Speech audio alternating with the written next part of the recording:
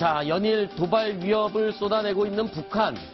그런데요, 이런 얘기가 나왔습니다. 북한이 매주 미사일을 하나씩 발사를 하겠다라고 선포를 했습니다. 이게 무슨 얘기입니까, 서정부 편집장? 예, 오늘 그 한상열 북한 외무부 부상이 BBC와 인터뷰를 하면서요. 우리는 주 단위, 월 단위, 연 단위로 더 많은 미사일 시험을 수행할 것이다라고 얘기했습니다. 네.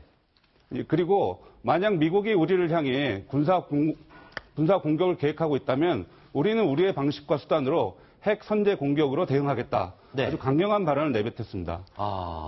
자, 이 시점에서 지금 미국의 항공모함이 우리 한반도로 배치가 되고 있는 긴장이 고조되는 상황에 저런 도발적인 말을 하는 이유, 목적이 있겠죠? 저렇게 우리는 절대 물러서지 않는다, 깡다구가 있다, 뭐 이런 걸 보여주기 위한 겁니까? 지금까지도 북한이 핵무장을 해서 네. 또 벼랑 끝 전술을 써서 미국하고 그 협상 테이블에 앉겠다는 게 기본 목적이기 때문에 네.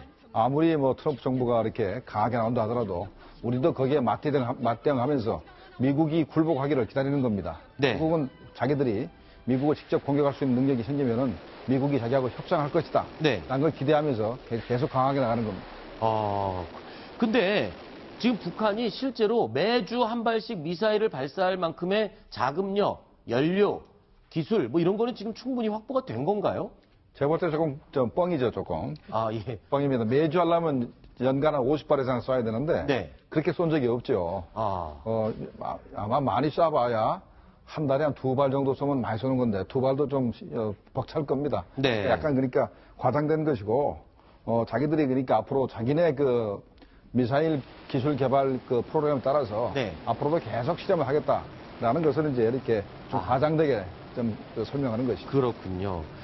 어차피 또 이 태양절, 이 김일성의 105주년 생일에 미사일 발사를 했는데 결국 실패하지 않았습니까? 이 실패 원인은 좀 전해지는 게 있나요? 미사일 발사 실패 원인? 원인은 다 추측이죠. 네. 이제 미국에서 나온 보도 중에 하나가 left of launch, 발사의 왼쪽이라고 번역해야 되나요? 저 번역이 잘 안 되는데 left라는 단어를 어떻게 해야 될지. 이제 그런 어떤 그 사이버 프로그램에 의해서 그 사이버 전을 펼쳐갖고 저게 자폭하게 만들었다라고 하는데 만약 그게 사실이라면요. 미국은 지금 시인도 부인도 안 하고 있는데 북한이 매주 쏴주면 매주 터트리는 불꽃놀이를 아주 재밌게 볼 수 있을 것 같습니다. 네. 실패한 원인을 말이죠. 네.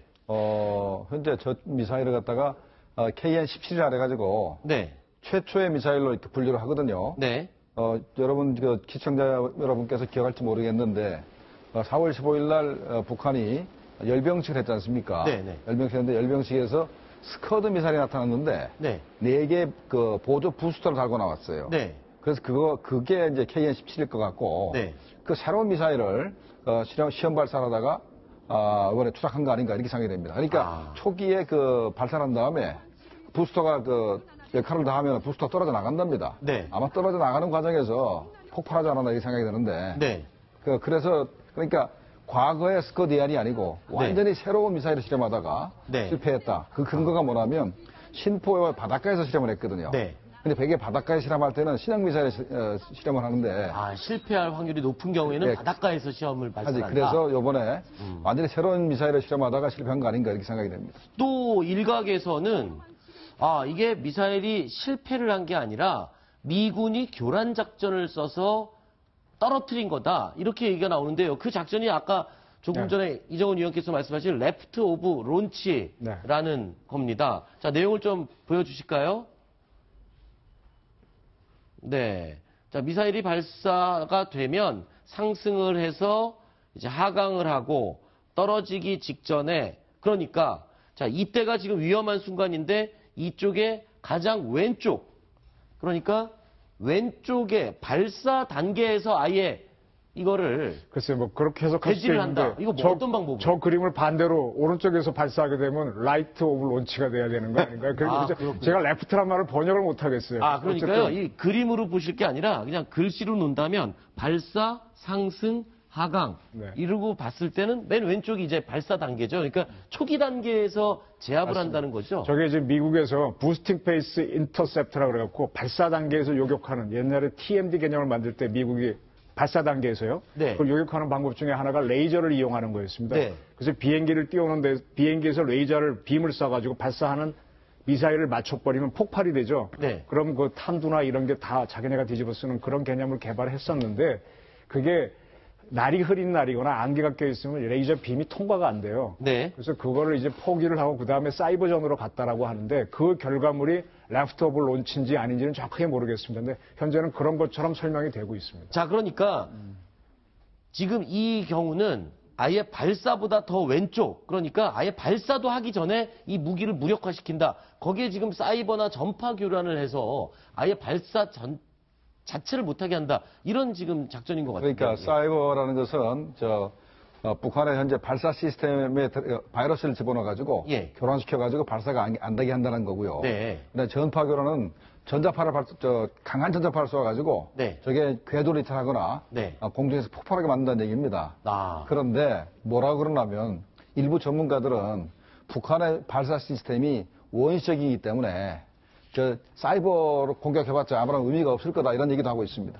네. 그런데 어쨌든 그 오바마 정권 시절에 네. 북한이 무수단 미사일을 여러 번 쏘았거든요, 실험을. 네네. 근데 엄청 많이 실패를 했어요. 네. 그래서 그때 당시 미국에서 나온 얘기가 이게 발사 준비 단계에서 네. 사이버 교란, 네. 다시 말하면 뭐 여러 가지 뭐 버그라든지 이런 것들을 넣어가지고 했기 때문에 그렇게 실패를 많이 한 거 아니냐 그런 네. 분석이 나왔었습니다. 그렇군요. 그리고 또 이 태양절 열병식 도중에 북한 군이 아주 체면구기는 일이 있었다고 그러는데 영상 보면서 좀 설명을 해주실까요? 뭐 어떤 일이 있었던 겁니까? 하중대. 예.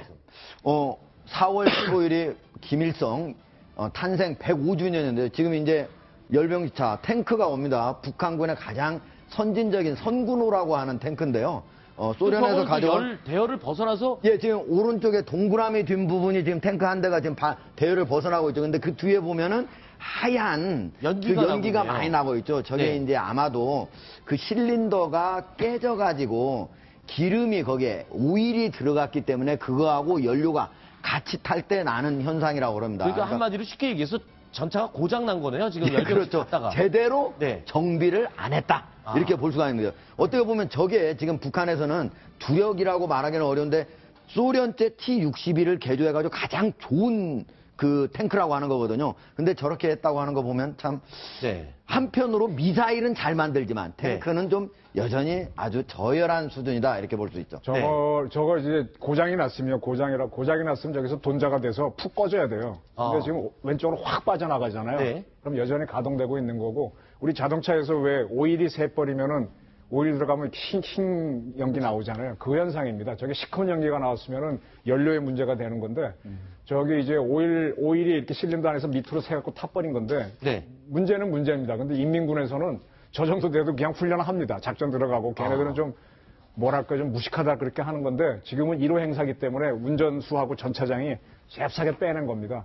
저 같은 경우는 저 화면에서 못 봤는데 저걸 발견해내신 분이 있는데 저걸 가지고 인민군이 잘못됐다. 물론 1호 행사니까 잘못되긴 했는데 어떻게 보면 신속하게 빼는 거 보게 되면 명령체제라든지 순발력이 살아있는 걸로 봐요. 실제로 신속하게 출발 지점에서 빠져나갔기 때문에 김정은은 눈치 못 챘다고 합니다. 그냥 싱글벙글 웃는 모습으로 봐서 전혀 그 사고가 있었는지를 눈치를 못 했다고 북한 합니다. 전차가 이제 천마호, 폭풍호, 선군호 이렇게 이제 발전해 가는데 네. 지금 저 고장난 선군호가 네.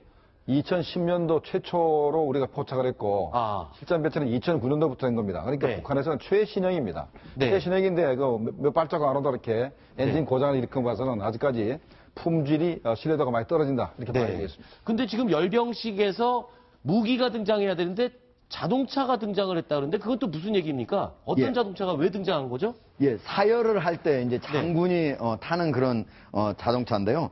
벤츠 280G라고 해서 메르세스 벤츠인데요.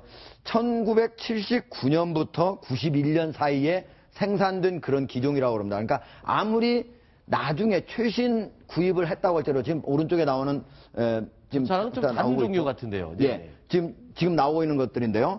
지금 저게 91년에 설령 생산된 단종이 됐으니까 그때 했다고 할지라도 벌써 26년이 지났잖아요. 네네. 그러니까 상당히 오래된 그런 사열대에서 장군이 타는 그런 자동차였다 이렇게 볼 수가 있어요. 지금 나오고 있네요. 지금. 네. 저는 저 차를 보면서 우리 군에 가게 되면 랩토나라고 우리 그 기아에서 만드는 네. 분들이 뭐 군토나라고 많이 부르는데 저 친구들도 저런 스스로 지프를 만드나 그랬더니 네. 그 수입해갖고 지붕 잘라내갖고 개조한 거네요. 네. 그러니까 있던 거를. 주체의 나라라서 스스로 하긴 하는데 좀 안 됐습니다. 근데 네. 저게 가장 그 장성급 이상 가장 고위층만 탈 수 있는 그런 네. 차량이라고 그럽니다. 그렇군요. 자, 일단 열병식에서 체면을 좀 구겼습니다만, 자, 북한 열병식에서 이 특수작전군을 등장시키면서 연일 띄우기를 하고 있답니다. 그 영상과 함께 좀 설명을 해 주시죠.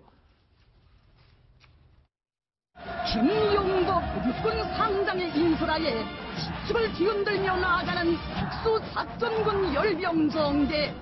경냐는 최고사령관 동지께서 일단 명령만 내리시면 백두산 번개와도 같이 적들의 심장지 멸종의 비수를 제일 먼저 꽂을 억센 의지가 소리빨칩니다. 그러면은 네. 특수 작전군이라고 그랬는데 저게 11군단입니다. 11군단이고 G부는 현재 그 강계에 있습니다. 강계에 있고 숫자는 뭐 군단 병력인데 네. 북한의 전체 그 작전할 수 있는 군대 숫자는 한 20만 정도로 보고 있거든요. 네. 상당한 숫자입니다. 그러니까 그 전신이 1249 부대, 네. 특수 8군단이라는 게 바로 저겁니다. 네. 군단이면 몇 명 정도? 10만 정도 봐야 되는데. 10만 명 정도. 근데 각 다른 군단에도 네. 특수 인물을 특수군이 있기 때문에 합치면 한 20만 정도 되고요. 네. 그다음에 아까 저기 보면은 저게 8, 9식인가 저기 소총을 들고 있지 않습니까? 네네네. 저게 이제 한 70발에서 150발을 쏠 수 있답니다. 저게 탄창 자체가. 보통은 소총에 폭발, 몇 발 정도 쏩니까? 보통 한 30발 정도 쏩니다. 북한군이 AK-74가 한 30발 쏘는데 저기 상당히 많이 쏘게 돼 있습니다. 네. 근데 저는 특적 부대가 침투를 하려면은 네. 인민군은 아마 걸어서 와야 될 겁니다. 왜요? 비행기가 있어야죠. 아. 예를 들면 저 헬기로 주로 들어와야 되는데 인민군 헬기는 우리 군도 갖고 있는 500MD가 주종이거든요. 그거는 두 사람 타는 거예요. 네. 그러니까 10명 태우고 들려면 수리원이나 UH-60 그걸 개량한 MH-60 같은 게 있어야 되는데 없고요. 또 하나의 방법은 이제 공기 부양정을 타고 오는 게 있는데 네. 그렇게 오게 되면 우리 해군이나 우리 공격 피해에 걸려서 거의 다 괴멸이 되죠. 따라서 저거는 스스로 자유용으로 만든 거고 유사시 자기 보호 부대지 네. 한국에 들어와서 참수 작전을 하기는 저는 매우 어렵고 그렇군요. 자, 지금 한미리 공조에서 북한의 도발에 대응을 준비하고 있는데 러시아 정찰기가 동해상에 지금 또 떴다고요? 네, 오늘 왔다 갔다고 합니다. 저희 블라디보스톡 방향에서 쭉 네. 내려왔다가 한국과 일본 방공식별 비역이 만나는 독도 동북쪽까지 내려왔다가 다시 돌아갔는데 네. 우리 측 판단으로는 두 대가 내려왔습니다. 속도 같은 걸 보니까 전투기로 판단이 됩니다. 그냥 정찰기가 아니고 전투기가. 네네. 떴군요. 왜냐하면 두 대가 내려왔는데 한 대가 내려오면 보통 정찰기는 장시간 떠 있는데 네. 우리 F-15급 전투기거든요. 그래서 엔진을 다른 무기는 다 빼고 보조 탱크에까지 기름을 채워가지고 두 대가 같이 내려와서 미국 칼빈슨호 왔나, 한국, 미국, 일본 그 사람들 뭐 하나 살펴보고 간 걸로 판단하고 있습니다. 네. 자, 또 북한이 태양절을 맞이해서 작년에 준공을 해서 이번에 1년 만에 완공을 한 여명거리, 여기 지금 입주자들이 들어오기 시작했다고요? 어떤 사람이 어떤 순서로 들어오게 되는 겁니까? 여명의 거리. 예, 여명거리가 지금 현재로서 평양에서 가장 번화한 거리로 변모를 했습니다. 네. 예전 같으면 약간 부도심에 있는 자리거든요. 네. 그런데 여기에 지금 그 4월 15일 네. 그 김일성 탄생 기념일을 맞춰가지고 지금 완전히 준공을 했거든요. 그래서 지금 김일성대에 있는 교수, 연구원 이런 사람들이 드디어 입주를 하기 시작했다고 합니다. 저기에는 30층에서 한 70층 정도 되는 네. 그 아파트들이 아주 양쪽으로 질비하게 지금 서 있는 상태거든요. 왜 이런 사람들이 들어가게 된 겁니까? 어떤 기준입니까? 예, 원래 이제 과학자들이 대부분 원래 이제 과학자들이 우대하는 과학자들이 거기에 많이 들어가도록 되는데 저기에 그 거리에 김일성 종합대가 들어 있습니다. 네. 그리고 김일성 종합대에 있는 그 교수들 옛날 낡은 집을 이제 헐어내고 그 사람들을 먼저 입주를 시킨 거죠. 네. 자, 이 여명거리 고층 빌딩에 입주하는 북한 주민들의 인터뷰 내용이 있습니다. 어떤 얘기를 하는지 한번 들어보시죠. 10달 만에 저고층 살림집 월조공사를 끝내게 되었습니다. 매일 한 층씩 최고 18시간 만에 한 층씩 올렸습니다. 70층 살림집이 장관이라고. 우리나라에서 층수가 제일 높은 살림집이 우리 엄영거리에 일떠섰다고. 우리 엄영거리 건설사들의 투쟁에 의하여 신화적인 건설 속도가 장려되고 있다고 대만족을 표시하셨습니다. 제가 이 여명거리에 입주하는 사람들의 인터뷰라고 잘못 말씀을 드렸습니다. 이 대대적으로 여명거리를 선전하는 북한 TV의 내용을 저희가 잠시 보여드렸습니다.